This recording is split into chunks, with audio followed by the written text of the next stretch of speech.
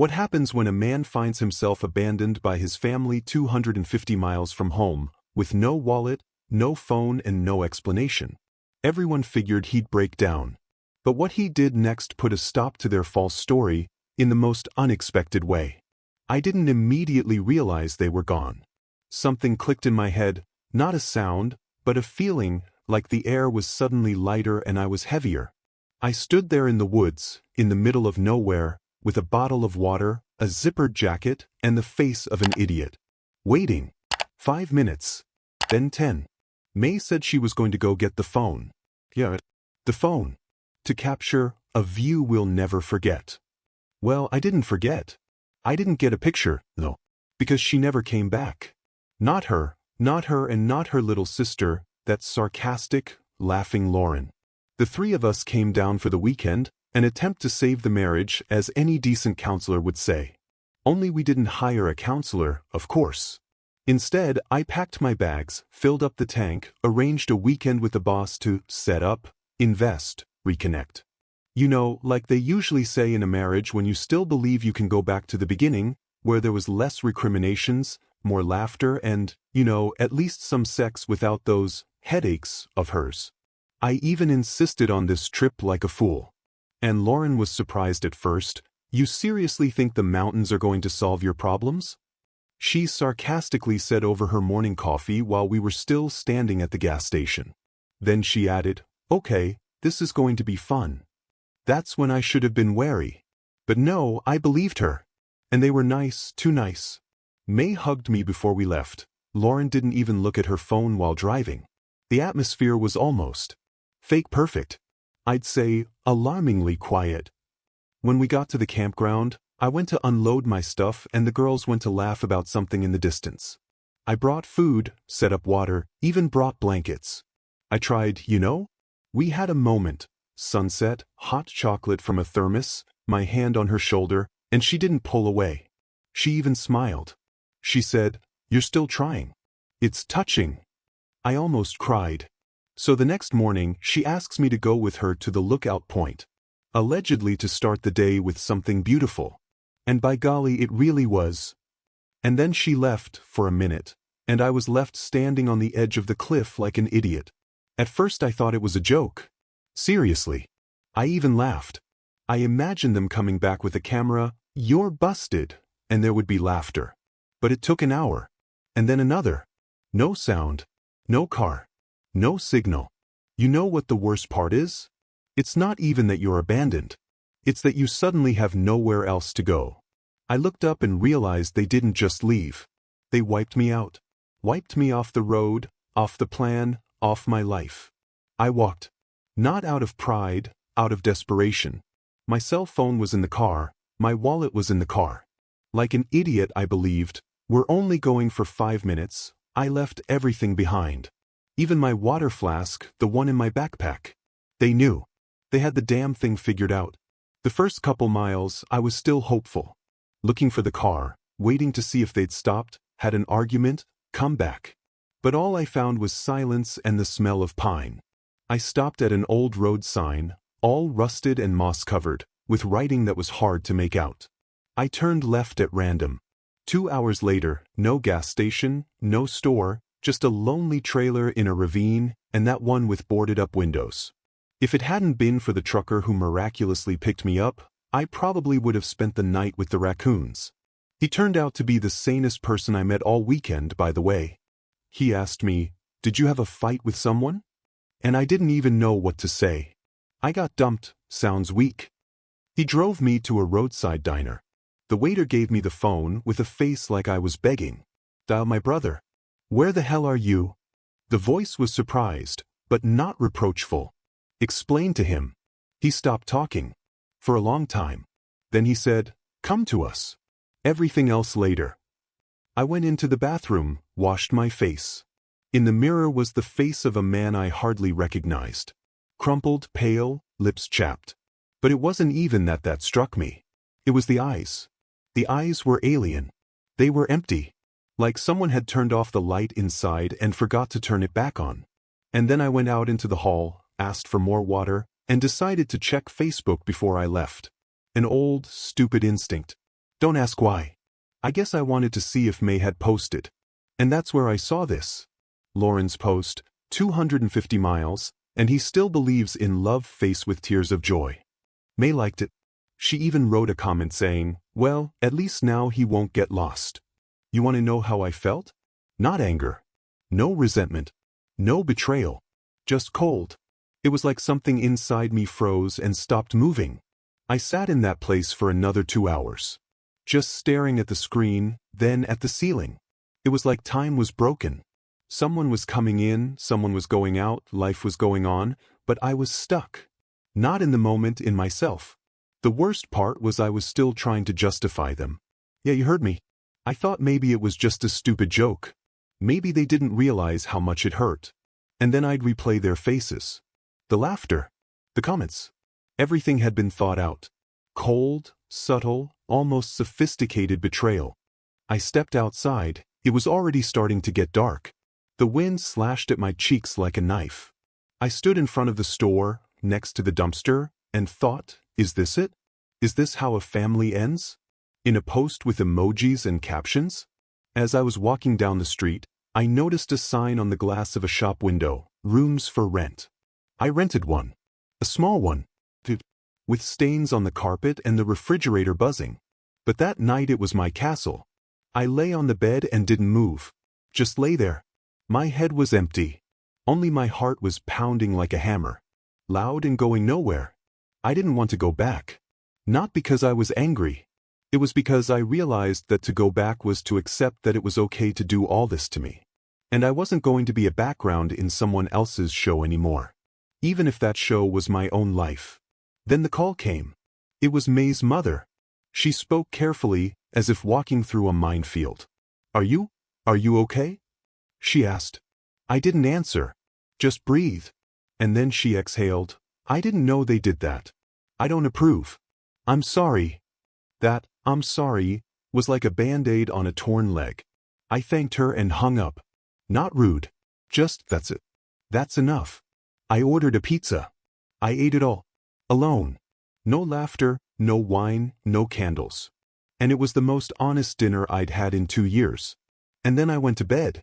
For the first time, not with the hope that things would get better, but with emptiness. And that, in a strange way, brought peace. I went out early the next morning. The cold was getting to my bones, but I felt calmer inside. I sat on a bench at the bus stop and just watched people hurry by. Some with coffee, some with kids, some with headphones on. And no one knows that I just stepped out of my past life. And maybe that's even better. I started thinking, who was I in this family anyway? A husband? A convenient solution?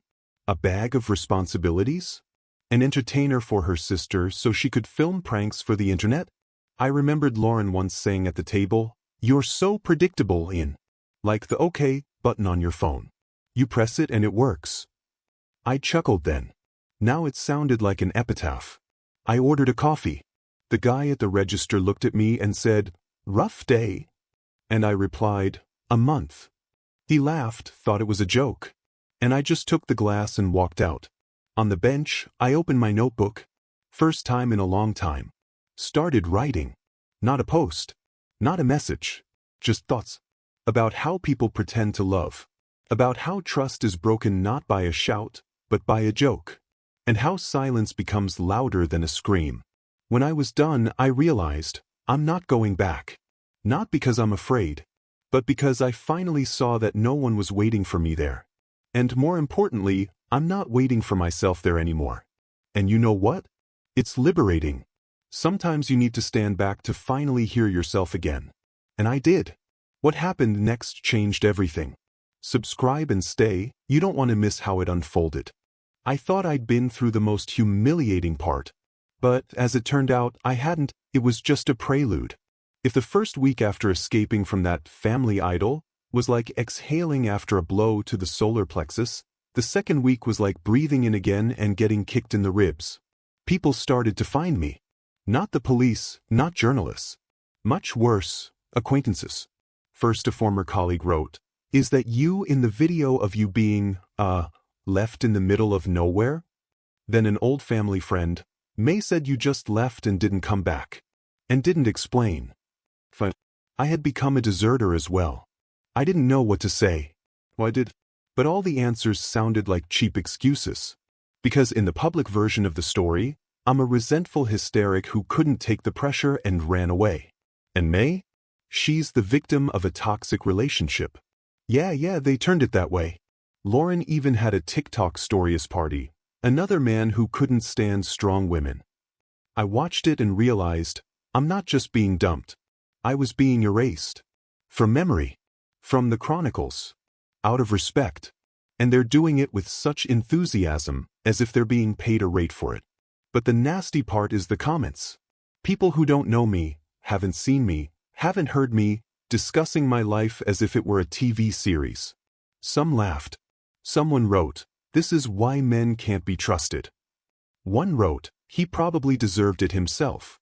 Nobody just goes 250 miles away and leaves a man behind." Well, dear commenter, it does happen. I turned my phone off. Completely. But it was too late. It echoed through the neighborhood. My brother called with questions. Mom left voicemails, "Are you sure you're okay?" Her voice was shaky, but with a note I hated, doubt. Like she wasn't sure either, not, what if it's really his fault? I could feel everything I'd built in my life cracking. And not from an earthquake, but from a subtle, silent erosion. Silence. Distortion. Laughter. And it's all against you while you're just trying not to fall apart. I got a job at an auto repair shop. In a small town where no one knew my name or my history. It was the best I could come up with. Work with my hands, no talking, no thinking. Hands busy, head silent. The owner was an old man with a joker grin and a habit of swearing under his breath, but he didn't ask questions. And for that I'm grateful. He just said, "If you know how to turn bolts and don't talk, you're the right man for me."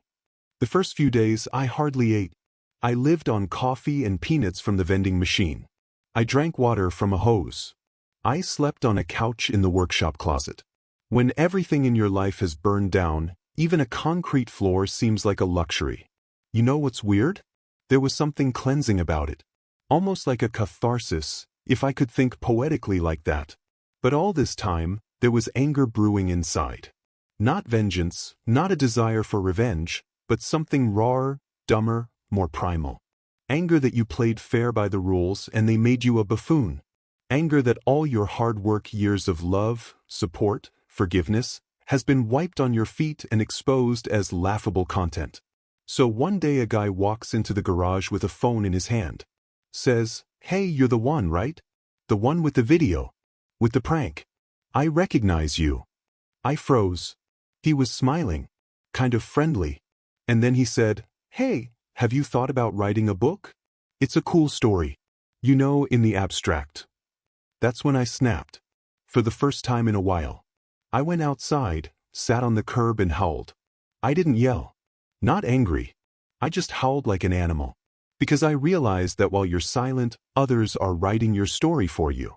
While you try to hide, they make you into a meme. Or worse, they forget you altogether. The next day, I bought a notebook. Not a notebook, not an app. Paper. The smell of real life. And I started writing. No filter. No pity. No censorship. Just what was. And how it was. And it made me feel better. A lot lighter. It's been 3 weeks. I'd gotten used to the silence. The phone lay turned off, like a museum piece. My brother wrote a letter, a paper letter, a real letter, just like in the old days. I don't know what happened there, and I don't want to pry. But if you need a place, you always know where my door is. It was warm. Almost like a shield. But I didn't go. I had to go through this on my own. One night at a diner, I heard at a neighboring table, "Did you see that? That dude in the video has a podcast out. He's so real." I flinched. It was me. A recording I'd made by myself, at home, alone, with a shaky voice. I just read from a notebook. Uploaded it to the internet. No editing. No cover art. No title. Just, left behind. I didn't think anyone would hear it. But apparently someone did. And then they forwarded it. Then they res-hot it. Then the response started. People started writing. Different people. People who had been through something themselves. Not prank fans, but alive, real, tired people. They weren't laughing. They said, "Thank you, you said something we couldn't articulate. It changed everything." I got an email from a woman who had experienced a similar story. Then from a man who said, "You gave me my voice back." One wrote, "I thought there was something wrong with me. Now I realize I was just around the wrong people." With each message I breathed easier, because I realized I wasn't alone. And most importantly, I'm no longer silent. But not everyone liked it. That same evening, I got a letter. From a lawyer.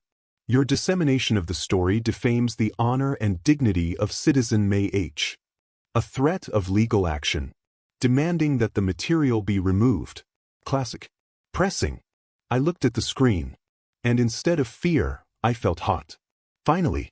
They noticed. That means they heard. That means they were worried. I closed the laptop. I got up. I went outside. And I realized that the climax was just beginning.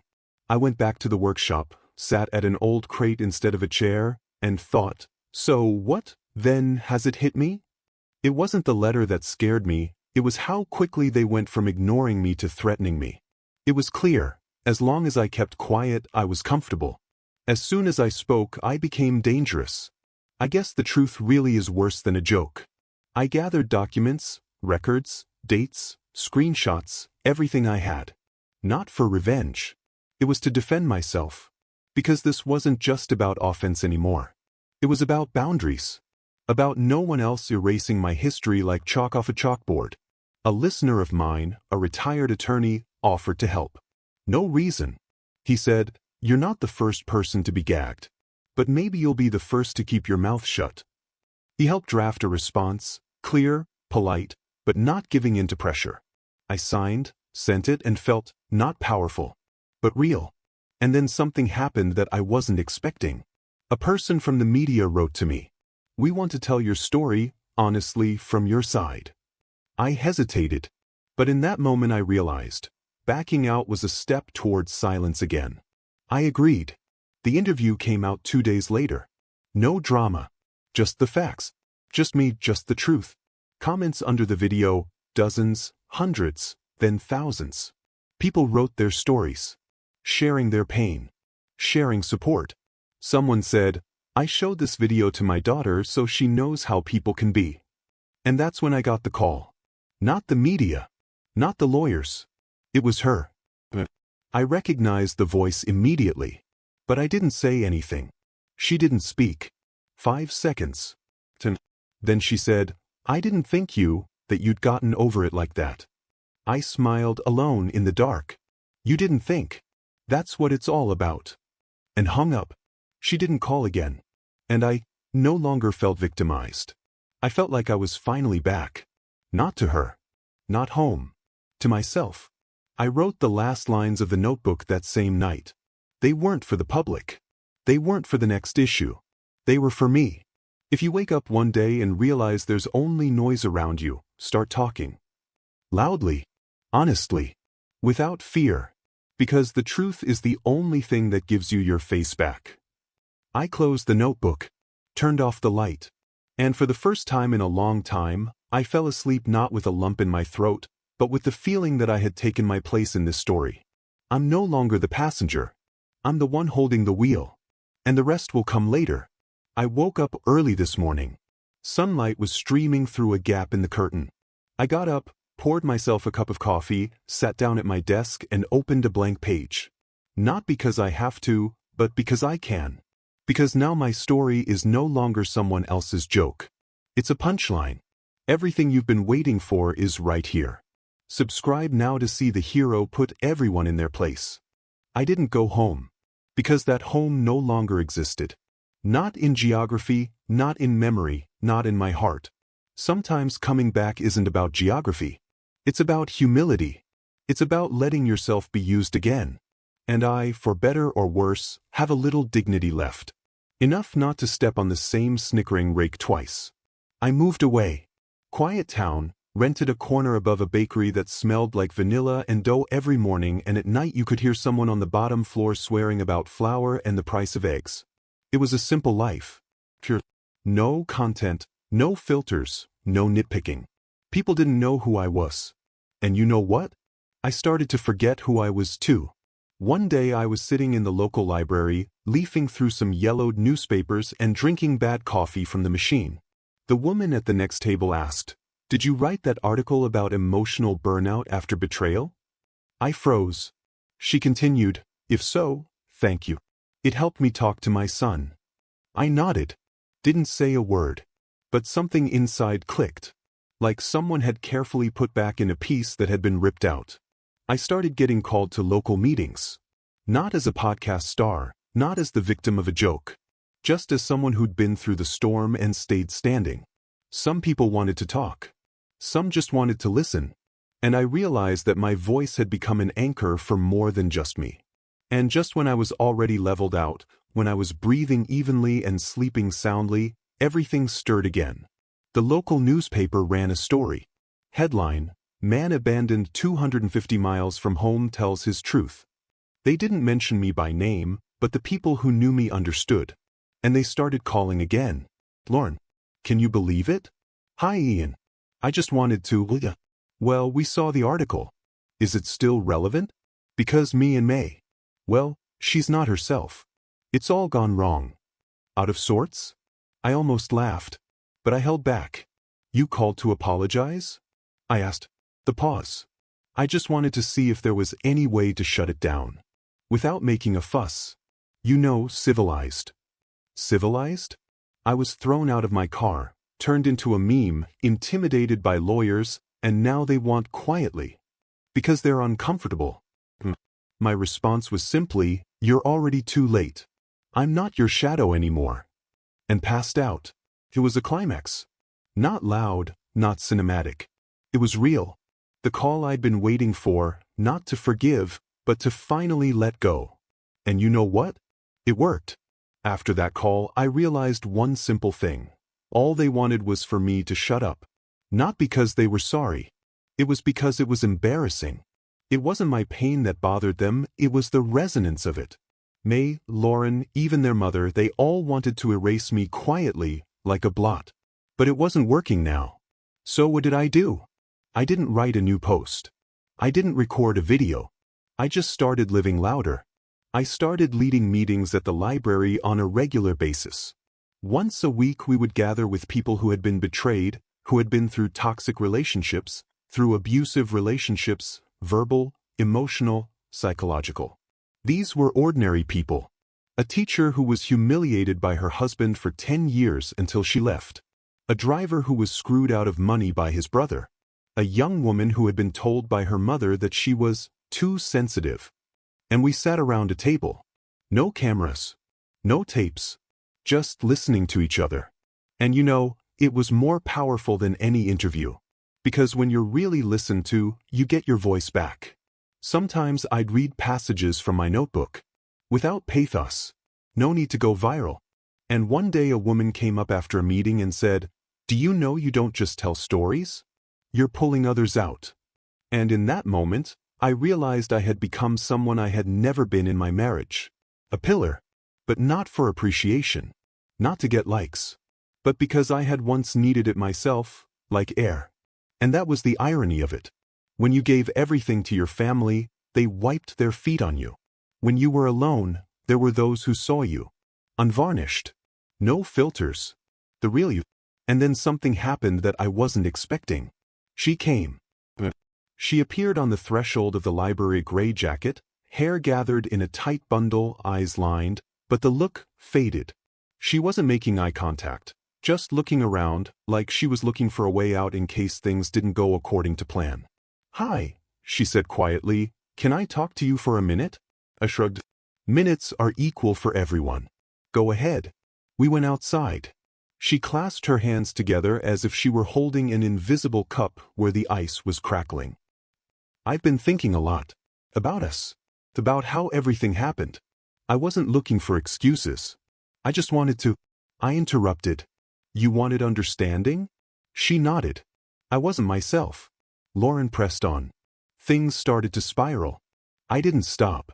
"Because you were having fun," I said. "Admit it." She lowered her eyes. Yeah. But then it got scary. It got scary when it got uncomfortable.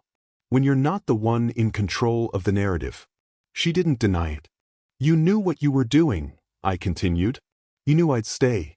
That I would believe you. That I wouldn't yell. I wouldn't hit you. I wouldn't put you out. Because I'm comfortable. I was.